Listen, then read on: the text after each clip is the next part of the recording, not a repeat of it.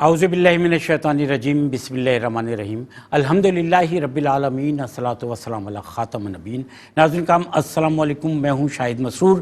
جشن آمد رسول صلی اللہ علیہ وسلم کے سلسلے میں نبی رحمت صلی اللہ علیہ وسلم کے اس دوسرے پروگرام کے ساتھ، اور ناظرین کرام آمد مصطفیٰ کا موسم ہے صلی اللہ علیہ وسلم، آمد مصطفیٰ کا موسم ہے، عشق کی انتہا کا موسم ہے، پڑھتے رہیے درود کثرت سے، یعنی صلی اللہ کا موسم ہے۔ اور اس موسم میں ہم اپنی محبتوں کا مختلف طریقوں سے اظہار کر رہے ہوتے ہیں۔ محبت کا اظہار کیا ہے کہ ہم اپنی زندگی کو استوار کریں، آپ صلی اللہ علیہ وسلم کی سنت کے تحت سنت کے مختلف پہلوؤں کو سمجھیں، اور سمجھنے کے بعد اس کو اپنی زندگی کا حصہ بنائیں کہ ہمیں اس دنیا میں اللہ تعالیٰ نے اسی لیے بھیجا کہ ہم آپ صلی اللہ علیہ وسلم کی تعلیمات پر عمل کرنے کے بعد جو اللہ تعالیٰ کے ایک وعدہ ہے نا وَرَفَعْنَا لَكَ ذِكْرَكَ، کہ اس ذکر کو بلند کرنے میں اپنا کردار ادا کریں کہ یہ ہماری اپنی ذات کے لیے فیض کا باعث ہے، کہ ہمارا اپنا مقام بلند ہوتا ہے کہ جب ہم آپ صلی اللہ علیہ وسلم کا تذکرہ کرتے ہیں۔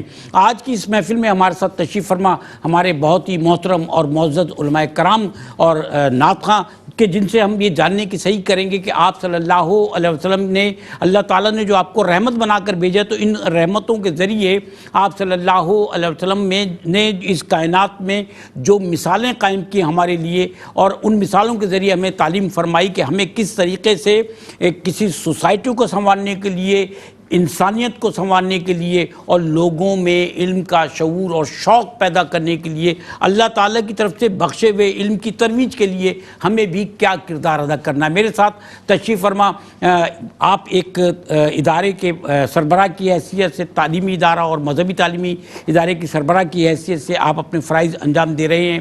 آپ مبلغ ہیں، آپ خطابت فرماتے ہیں، خطیب ہیں، آپ جو ہے وہ اپنے قلم کے ذریعے بھی تبلیغ فرماتے ہیں۔ ہمارے ساتھ تشریف فرما محترم مفتی ارشاد حسین سعیدی صاحب، السلام علیکم سر۔ وعلیکم السلام ورحمۃ اللہ وبرکاتہ۔ سر آپ کیسے؟ خیریت سے؟ ٹھیک ٹھاک۔ بالکل۔ دوسری شخصیت ہمارے ساتھ تشریف فرما ہے، آپ بھی معلم ہیں، مدرس ہیں، اور آپ ایک بڑے اچھے ثنا خواں بھی ہیں، لیکن ان تمام معاملات کے ساتھ ساتھ آپ بھی حب رسالت صلی اللہ علیہ وسلم سے سرشار، اور ہماری آج کی اس محفل، اس نشست میں ہمارے ساتھ تشریف فرما کہ ہم ان سے بھی رہنمائی حاصل کریں، ان سے بھی جانیں کہ آپ صلی اللہ علیہ وسلم نے اللہ تعالیٰ کی رحمتوں کو کس طرح اس کی مخلوق تک منتقل کیا۔ ہمارے ساتھ تشریف فرما مفتی زیغم گردیزی صاحب، السلام علیکم۔ وعلیکم السلام۔ کیسے سر آپ؟ خیریت سے؟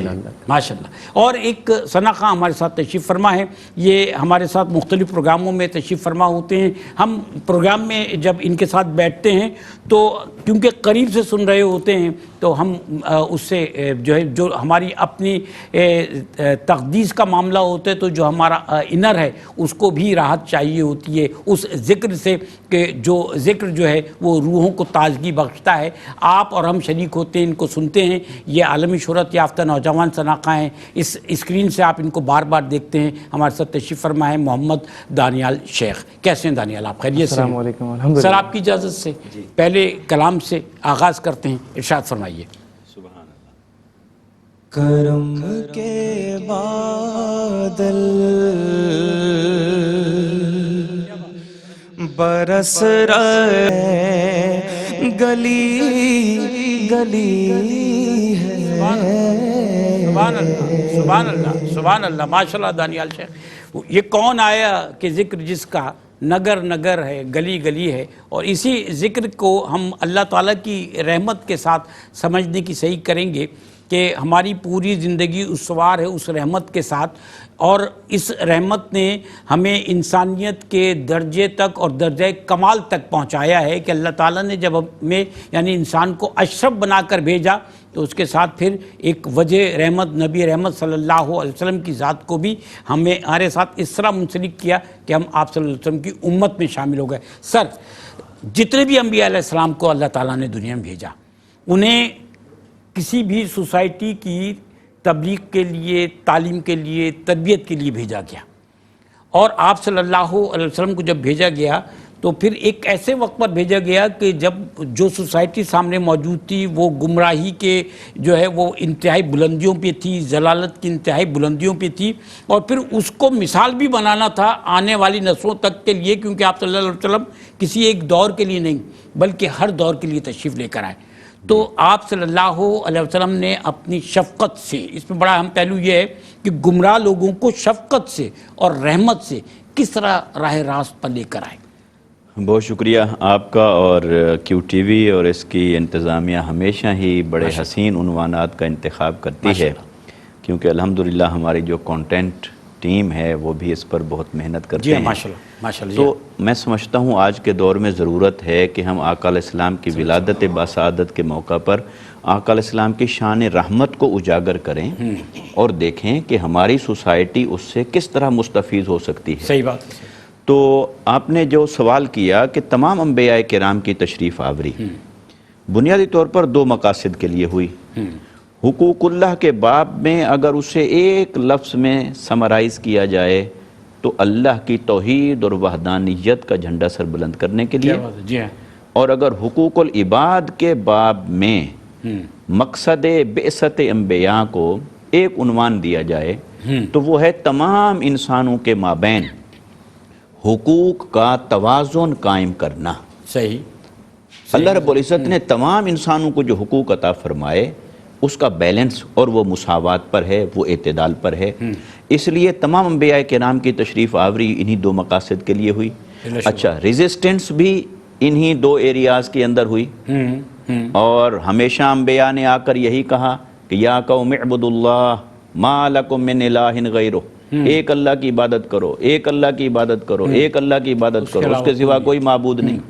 اچھا، ریزسٹنس کن کی طرف سے ہوئی؟ وہ بھی قرآن مجید متعدد مقامات پر فرماتا ہے قال الملأ من قومہ، قال الملأ من قومہ، اس قوم کے جو طاقتور طبقات تھے انہوں نے نبی کی تعلیم کی، مزاحمت کی، مخالفت کی، دشمنی کی، اور وہ خلاف کھڑے ہوئے۔ وہی سمجھتے تھے کہ طاقت جو ہے وہ بڑا پن ہے۔ وہ کیوں کھڑے ہوئے طاقتور طبقات؟ جی، طاقتور طبقات کی طرف سے جو ہمیشہ انبیاء کرام کی مخالفت ہوئی، اس کی بنیادی وجہ یہ تھی کہ نبی جب بھی کوئی تشریف لایا اس نے کمزوروں کو اٹھایا، کیا بات ہے، اس نے مظلوموں کی مدد کی، جی، اس نے پسے ہوئے طبقات کو اٹھایا اور پسے ہوئے طبقات کے ساتھ کھڑے ہوئے، ان کی حمایت کی، ان کی مدد کی، ان کو جینے کا حق دلایا، ان کو آسرا دیا، ان کا سہارا بنے، ان کو راستہ دکھایا، تاکہ وہ اعتدال کے مرحلے پہ آ سکے۔ ہاں، تاکہ جو سوسائٹی ہے وہ اعتدال اور مساوات کی منزل تک پہنچ سکے۔ یہی وجہ ہے کہ آقا علیہ السلام کی جب تشریف آوری ہوئی، اور ہم دیکھتے ہیں کہ یہ جو اللہ نے حضور کی شکل میں رحمت کا اظہار فرمایا، رحمت کاملہ کا اظہار فرمایا، تو رحمت کاملہ کا اظہار یوں فرمایا کہ سب سے پہلے آپ نے اپنی آغوش رحمت کے اندر غلاموں کو لیا ہے، کیا بات ہے، اپنی آغوش رحمت کے اندر کمزوروں کو لیا ہے، اپنی آغوش رحمت کے اندر آپ نے پسے ہوئے طبقات کو لیا، مظلوموں کو لیا، اس بیٹی کو لیا جس بیٹی کو پیدا ہوتے ہی زندہ درگور کر دیا جاتا تھا، ان غلاموں کو اپنی صحبت سے نوازا جن کے اوپر ظلم اور ستم ہوتے تھے اور انہیں انسان ہونے کا درجہ بھی حاصل نہیں تھا۔ یہی وجہ ہے کہ مکی دور کے پورے 13 سالہ کم و بیش دورانیے میں ہم دیکھتے ہیں کہ کمزور لوگ، غریب طبقات، مظلوم، پسے ہوئے، وہ آقا علیہ السلام کی آغوش میں اپنی پناہ اور تسکین سمجھتے ہیں اور وہ آ کر اسلام قبول کرتے ہیں، اور آقا علیہ السلام نے کس طرح انہیں اپنی رحمت کے سائے کے نیچے تحفظ عطا فرمایا، اور جو طاقتور طبقات تھے ان کی آنکھوں میں آنکھیں ڈال کر یہ جو انسانیت کی فلاح اور نجات کا کام ہے، یہ ہے وَمَا أَرْسَلْنَاكَ إِلَّا رَحْمَةً لِلْعَالَمِينَ۔ آقا علیہ السلام کی رحمت کا سب سے کامل اظہار یہ ہے کہ انسانوں کو وہ حقوق میسر آ جائیں تاکہ وہ ان دنیاوی معاملات میں پھر اللہ کی عبادت اور بندگی کے راہ پر یکسوئی کے ساتھ چل سکے۔ کیا بات ہے سر، ماشاءاللہ۔ اچھا سر، ہم محترم مفتی زیغم علی گردیزی صاحب، ہم گفتگو کے سلسلوں کو آگے بڑھائیں گے تو آپ صلی اللہ علیہ وسلم نے اس سوسائٹی میں اور انسانیت کو اس کی معراج تک پہنچانے کے لیے اللہ تعالیٰ کی رحمت بن کر کس طریقے سے اپنا کردار ادا کیا اور مثالیں قائم کی، اس پر ہم انشاءاللہ آپ سے جاننا چاہیں گے۔ ایک وقفہ ہے اور انشاءاللہ وقفے کے بعد حاضر ہوتے ہیں، ہمارے ساتھ رہیے۔ ناظرین کرام، نبی رحمت صلی اللہ علیہ وسلم، اور اس سلسلے میں ہم صرف اتنا سمجھتے ہیں کہ کچھ چیزیں ہوتی ہیں جو انسانوں کے لیے باعث فخر ہوتی ہیں، اور مسلمانوں کے لیے باعث فخر یہ کہ ہم آپ صلی اللہ علیہ وسلم کی امت میں شامل ہیں، اور جب ہم سے یہ تذکرہ ہوتا ہے تو ہم کہتے ہیں الحمدللہ، یعنی اللہ تعالیٰ کی حمد بیان کرتے ہیں کہ اللہ تعالیٰ کا ہم پر کرم ہے کہ اس نے ہمیں آپ صلی اللہ علیہ وسلم کی امت میں پیدا کیا، مسلمان گھرانے میں پیدا کیا، اور ایمان کی دولت سے ہمیں پیدائشی طور پر اللہ تعالیٰ نے سرفراز فرمایا۔ تو آپ صلی اللہ علیہ وسلم کی محبت، اور اس محبت کے ساتھ جب ہم آپ صلی اللہ علیہ وسلم کی بعثت کے دور کو دیکھتے ہیں کہ جب آپ صلی اللہ علیہ وسلم کو مبعوث فرمایا گیا تو اس وقت وہ سوسائٹی، جس سوسائٹی کا ہم نے تذکرہ کیا، محترم مفتی ارشاد حسین سعیدی صاحب نے ہمیں بتایا کہ وہاں پر جو کمزور طبقہ تھا اس کو جو طاقتور لوگ تھے وہ اپنے ظلم سے جو ہے اور تعدی سے ان کو جو ہے وہ مضروب رکھا کرتے تھے، دبا کے رکھا کرتے تھے۔ اور اب ہم یہ جاننا چاہتے ہیں کہ اس معاشرے میں جو خرابیاں تھیں، گمراہی تھی اور بہت زیادہ گمراہی تھی، جو دلالت تھی اس معاشرے میں، اس کے بعد آپ صلی اللہ علیہ وسلم نے اپنی محبت سے، رحمت سے اور ایک طریقے سے جو کہ آپ صلی اللہ علیہ وسلم کا شفقت کا طریقہ تھا اس معاشرے میں تبدیلی لا کر دکھائی۔ ارشاد فرمائیے محترم مفتی زیغم گردیزی صاحب۔ بسم اللہ الرحمن الرحیم، اللہم صلی علی محمد وعلی آل محمد۔ بہت شکریہ شاہد بھائی۔ الحمدللہ۔ آپ صلی اللہ تعالیٰ علیہ وآلہ وسلم کی ولادت باسعادت اور حضور کی بعثت سے قبل کا جو زمانہ ہے اس میں ہم دیکھیں تو شرک، بت پرستی، جہالت اور ظلم و ستم کا دورہ ہے، اور ایسے رسومات اور ایسے وہاں رواج وہ اس معاشرے میں پائے جاتے ہیں کہ آج بحیثیت انسان ان کا تذکرہ کرنا ہمارے لیے ایک باعث شرم ہم اس کو سمجھتے ہیں، اور انسانیت کا سر و شرم سے جھک جاتا ہے ان چیزوں کا تصور کر کے۔ صحیح۔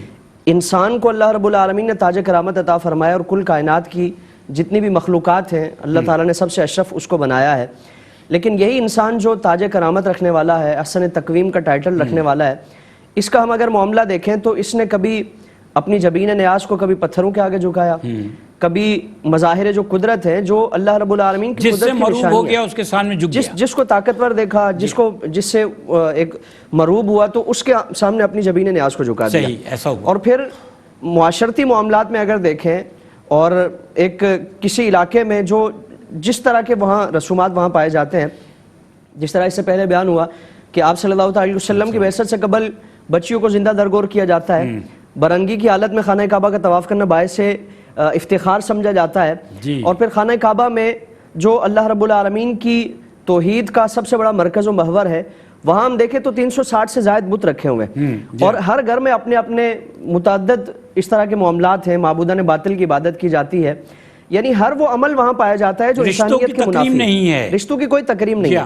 یعنی ہم دیکھیں کہ والدین کی صورت میں انسان کا ایک بڑا پیارا مقدس رشتہ ہوتا ہے، احترام والا رشتہ ہوتا ہے، لیکن وہاں ہم دیکھیں تو والد کا انتقال ہو جاتا ہے، والدہ کو باقاعدہ وراثت میں بھی تقسیم کیا جاتا ہے، یعنی اگر سوتیلی ماں ہے تو اس کو کئی ایسے واقعات ملتے ہیں کہ اس کو فروخت کر کے اور اس کی جو قیمت تھی اس کو اپنے آپس میں تقسیم کر دیا گیا، بیٹے اس کو وہ وراثت کے طور پر اس کو لے لیتے، یعنی ایسا جو انسانی اقدار سے گرا ہوا معاشرہ، یعنی انسانیت کا کوئی کانسیپٹ نہیں، کوئی نام نہیں تھا، کوئی انسانی اقدار کا، اخلاقیات کا کوئی نام نہیں ہے، اور اس کیفیت میں آپ صلی اللہ علیہ وسلم کی بعثت ہوتی ہے، اور پھر آپ صلی اللہ علیہ وسلم جب تشریف لاتے ہیں تو پھر اپنی تعلیمات سے، اپنے کردار سے، جو 40 سالہ دور آپ صلی اللہ علیہ وسلم کا اعلان نبوت سے پہلے کا ہے، اس میں بھی اگر ہم دیکھیں تو سید عالم صلی اللہ علیہ وسلم ہمیشہ معاشرتی برائیوں کے خلاف کھڑے رہتے، آپ صلی اللہ علیہ وسلم ہمیشہ جو پسے ہوئے کمزور طبقات ہیں ان کی نمائندگی کرتے ہوئے،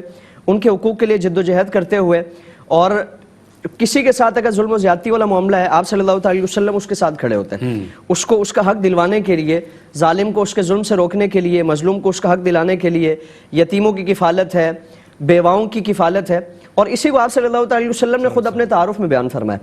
جب حضور نے پہلی وحی کا نزول ہوا، حضرت خدیجہ الکبریٰ رضی اللہ تبارک و تعالیٰ نے آپ کو لے کر حضرت ورقہ بن نوفل کے پاس جاتی ہیں، تو انہوں نے جب ساری نشانیاں دیکھی تو حضور سے عرض کیا کہ آپ کو عنقریب ستایا جائے گا، آپ پہ ظلم و ستم کیا جائے گا، آپ کو مکے سے نکال دیا جائے گا۔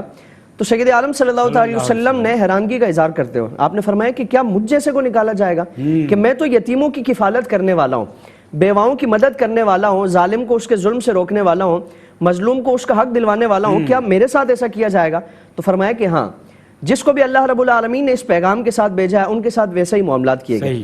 یعنی سید عالم صلی اللہ علیہ وسلم. اور پھر اسلام کا جو پیغام پوری دنیا میں ہم دیکھیں کہ مکہ مکرمہ کی 4 دیواری سے نکل کر باہر کی دنیا میں جب اسلام کا پیغام جاتا ہے تو پہلا تعارف ہی یہی ہے کہ اسلام جو مظلوم اور پسے ہوئے طبقات ہیں اس کی نمائندگی کرنے والا ہے، ان کو حقوق دلوانے والا ہے، اور ظالم کو ان کے ظلم سے اور دیگر جو بھی معاشرتی برائیاں ہیں اس کا خاتمہ کرنے والا ہے. جیسے حضرت جعفر طیار نجاشی بادشاہ کے سامنے جاتے ہیں تو یہ اسلام کا پہلا پیغام ہے جو انٹرنیشنل لیول پہ جاتا ہے، اور اس میں بھی اسلام کا انہی اچھائیوں سے متعلق تعارف بیان فرمایا جاتا ہے. اور پھر قرآن کریم میں اسی سے متعلق فرمایا گیا کہ تم یاد کرو وَاذْكُرُوا اِذْ كُنْتُمْ أَعْدَاءً فَأَلَّفَ بَيْنَ قُلُوبِكُمْ، کہ تم یاد کرو ایک زمانہ وہ تھا کہ جب آپس میں تم ایک دوسرے کے جان کے دشمن تھے، تو اللہ تعالیٰ نے تمہارے درمیان تالیف پیدا فرمائی، محبت پیدا فرمائی، اور کیفیت تمہاری کیا تھی؟ وَكُنْتُمْ عَلَى شَفَا حُفْرَةٍ مِّنَ النَّارِ، تم تو دوزخ کے کنارے پر تھے، تم تو اس میں گرنے والے تھے، اور تمہارے اعمال ایسے تھے فَأَنْقَذَكُم مِّنْهَا، تو اللہ رب العالمین نے تمہیں اس سے بچا لیا. حضور کے صدقے سے اللہ رب العالمین نے اس کائنات کو نجات عطا فرمائی. اور حضور نے خود اسی سے متعلق فرمایا، آپ نے فرمایا کہ میری مثال اس شخص کی ہے جس نے آگ جلائی. اب جب وہ آگ جل گئی تو اس میں پروانے اور دیگر اس طرح کی چیزیں وہ آ کر خود کوشش کر کے وہ اپنا آپ جلاتی ہیں اور اس میں گرنے کی کوشش کرتی ہیں، اس کی طرف لپکتی ہیں. اور فرمایا کہ میری مثال یہ ہے کہ میں ان کو بھگانے والا ہوں، ان کو وہاں سے ہٹانے والا ہوں، بچانے والا ہوں. فرمایا کہ میری مثال یہ ہے کہ تم ان اعمال میں مبتلا ہو کر اللہ رب العالمین کی نافرمانیوں میں اور گناہوں میں مبتلا ہو کر ہلاکت کی طرف تم جانے والا ہو، دنیا اور اخروی ہلاکت. اور فرمایا کہ میں تمہیں بچانے والا ہوں. تو آپ صلی اللہ علیہ وسلم حقیقی محسن انسانیت ہے، محسن کائنات ہے، کہ جنہوں نے تشریف لا کر دنیا کو ظلم سے، جہالت سے، بت پرستی سے، شرک سے اور ہر طرح کی معاشرتی برائیوں سے اور انسانی اخلاق و اقدار کے منافی جو اعمال تھے اس سے نکال کر اسلام کی روشن اور تابناک شاہراہوں پر چلایا. یہی رحمت ہے نا، یہی رحمت ہے. اللہ تعالیٰ مہربان ہوا انسان پر تو اس نے اپنی رحمتوں کو نزول فرمایا، اور پھر آپ صلی اللہ علیہ وسلم کو تمام تر نعمتیں دے کر اور رحمتیں دے کر برکتوں کے ساتھ بھیج دیا. سر کسی بھی معاشرے کا زوال جو ہے، یعنی ہم کہتے ہیں انسانیت کا زوال وہاں ہوتا ہے، اقدار وہاں مٹنا شروع ہوتی ہیں، اچھے اقدار کی ہم بات کر رہے ہیں، رشتوں کی تقریب وہاں ختم ہوتی ہے کہ جہاں جہالت ہوتی ہے. جہالت کو ہم جو ہے وہ انہی معنوں میں لیتے ہیں کہ جب برائی رواج پانے لگے اور اچھائی معدوم ہونا شروع ہو جائے. تو اس معاشرے میں جہالت تھی، وہاں لوگوں کو علم کی طرف لے کر آنا تھا. ایک علم تو وہ کہ جو علم کا منبع ہے قرآن حکیم کی شکل میں، اور پھر یہ کہ آپ صلی اللہ علیہ وسلم کا فرمان، آپ صلی اللہ علیہ وسلم کی سیرت کے مختلف پہلو یہ بھی علم ہیں. تو علم کی طرف لے کے جانے ایک ایسے معاشرے کو کہ جو جہالت کا شکار ہے، تو آپ صلی اللہ علیہ وسلم نے اپنی شفقت رحمت کا لفظ میں استعمال کروں گا کہ اس سے اس معاشرے کو علم کی طرف ڈائیورٹ کرنے میں کس طرح کا کردار ادا کیا. بہت خوبصورت آپ نے نقطہ اٹھایا. حضور تاجدار کائنات صلی اللہ علیہ وسلم کی رحمت کا اس شکل میں جو اظہار ہوا، جی سر، کہ ان کی جہالت کو علم میں بدل دیا. کیا بات ہے. دیکھیے آپ یہ جو جس شکل میں رحمت محمدی صلی اللہ علیہ وسلم کا اظہار ہوا، اسی نے اس معاشرے کی اچھی بنیادوں کو قائم کر دیا. جی جی. دیکھیے ایک ہوتی ہے جہالت، اس معاشرے کو تو اپنے جاہل ہونے پر فخر تھا. یہ کتنی بڑی جہالت ہوگی. بتائیے آپ.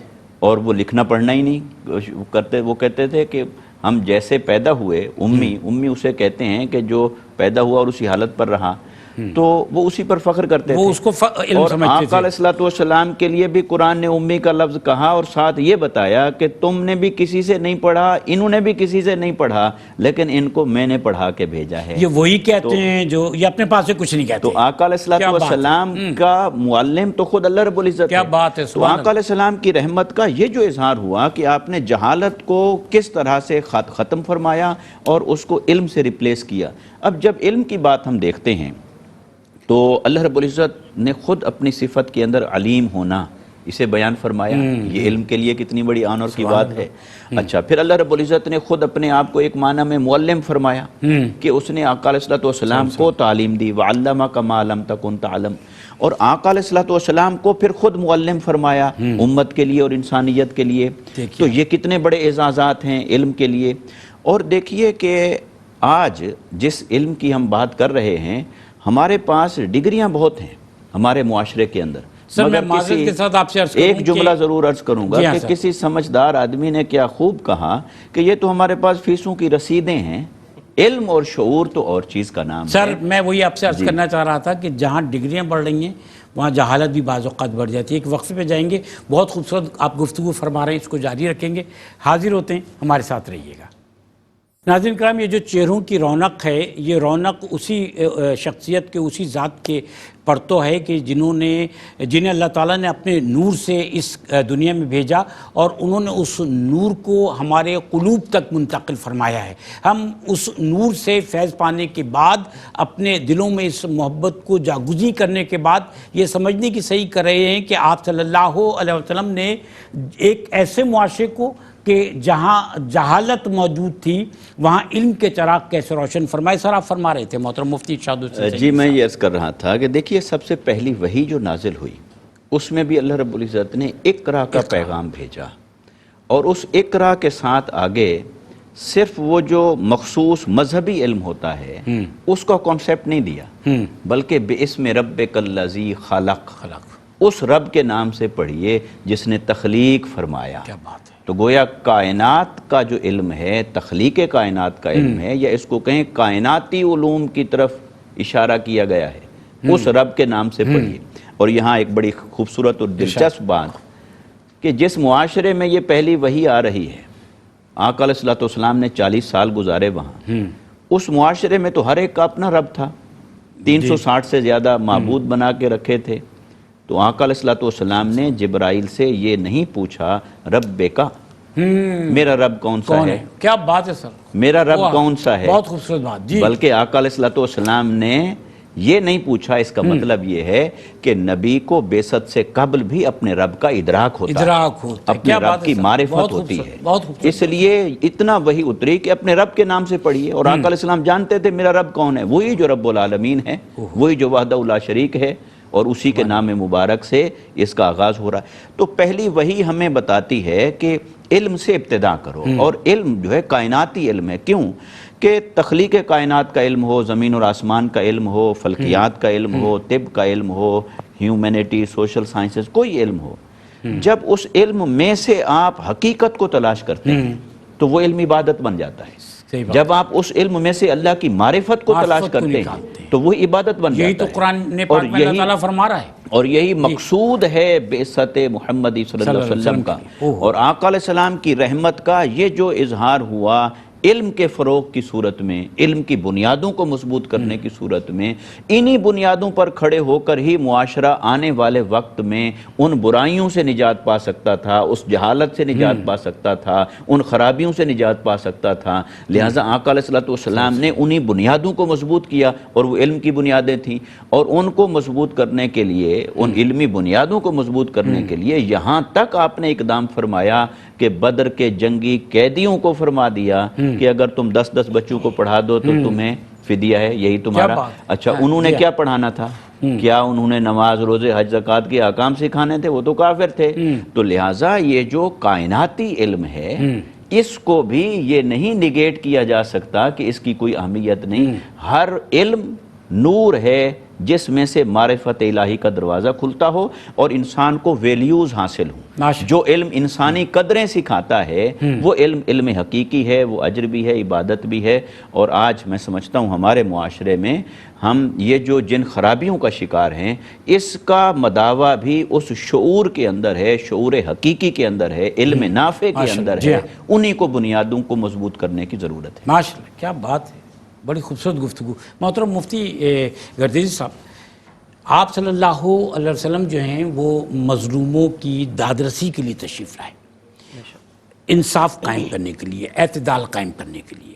آپ صلی اللہ علیہ وسلم جب کسی پر ظلم ہوتا دیکھتے تھے، ناانصافی ہوتی دیکھتے تھے، تو آپ کی جو رحمت تھی وہ جوش میں آ جاتی تھی۔ تو آپ صلی اللہ علیہ وسلم اپنی رحمت سے متوجہ ہو جایا کرتے تھے مظلوموں کے لیے، ظلم کے خاتمے کے لیے۔ اس کی جو مثالیں ہیں اس نسبت سے آپ ارشاد فرمائیے۔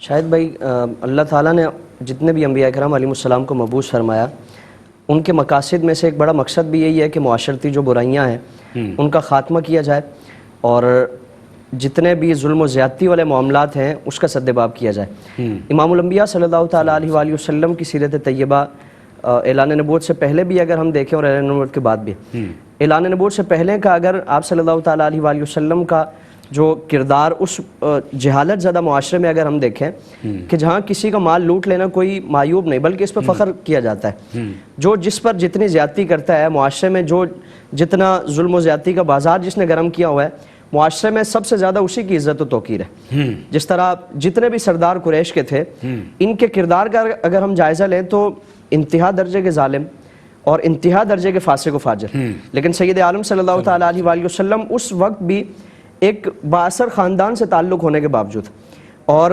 سرداروں کے قبیلے سے اور خانہ کعبہ کی جو تولیت ہے اس کا ایک اعزاز رکھنے کے باوجود بھی آپ صلی اللہ تعالیٰ علیہ وآلہ وسلم ان سارے معاملات سے نہ صرف دور رہے بلکہ کبھی بھی اگر حضور نے اس طرح کی کیفیت دیکھی تو اس کو ہر طور پر روکنے کی کوشش کی۔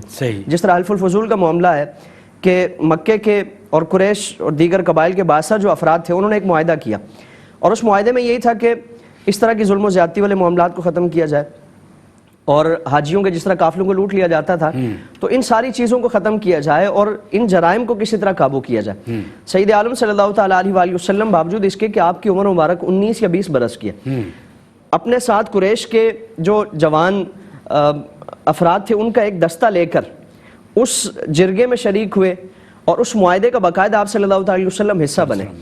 پوری زندگی آپ صلی اللہ تعالیٰ علیہ وآلہ وسلم نے اس معاہدے کو ہمیشہ اس کی تحسین فرمائی، اس کو یاد فرما کر ایک فخر فرمایا کرتے تھے۔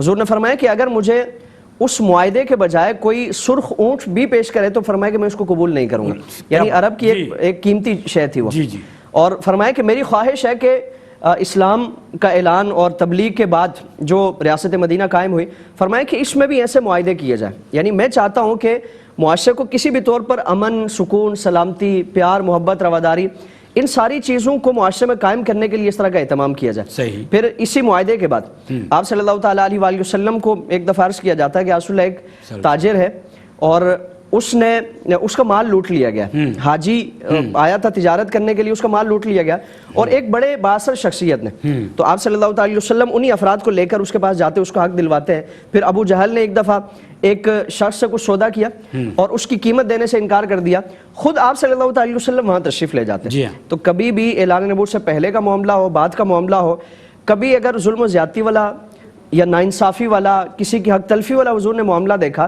تو آپ صلی اللہ تعالیٰ علیہ وسلم خود آگے بڑھ کر آپ نے رحمت فرمائی، وہ نبیوں میں رحمت لقب پانے والا، مرادیں غریبوں کی بر لانے والا۔ بہت شکریہ محترم مفتی ارشاد حسین سیدی صاحب، محترم زیغم گردیزی صاحب، اور آپ کا بھی بہت شکریہ محمد دانیال شیخ۔ ناظرین کرام، محبت کا اظہار اس طرح سے ہوتا ہے کہ محبت کا اظہار کرنے کے لیے ان جیسے بن جائیے، اور ہمیں ان جیسا بننے کے لیے، یعنی آپ صلی اللہ علیہ وسلم جیسا بننے کے لیے، نبی رحمت جیسا بننے کے لیے اپنی زندگی میں آج سے تبدیلی لانی ہوگی۔ آپ سے اجازت چاہیں گے، اپنی دعاؤں میں یاد رکھیے گا۔ معزز مہمانوں کا بھی بہت شکریہ، اور میں دانیال شیخ سے اس پروگرام کے آخری سے درخواست کروں گا کلام پیش فرمائیں۔ سارے نبیوں کے عہدے بڑے ہیں پر میرے آقا کا منصب جدا ہے۔ سارے نبیوں کے عہدے بڑے ہیں، میرے آقا کا منصب جدا ہے۔ وہ امام صف انبیاء ہیں، ان کا رتبہ بڑوں سے بڑا ہے۔ کوئی لفظوں میں کیسے بتا دے ان کے رتبے کی حد ہے تو کیا ہے۔ ہم نے اپنے بڑوں سے سنا ہے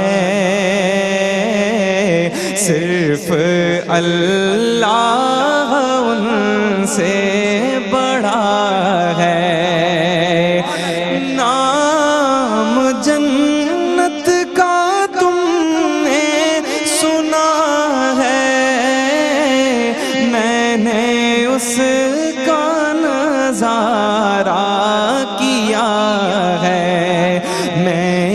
यहाँ से तुम्हें क्या बता दूं,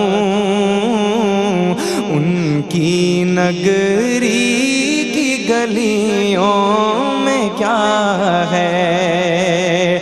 वो जो एक शहर नूरुल हुदा है, जलवागाहों का एक सिलसिला है, जिसकी हर सुबह शम्सो दुहा है,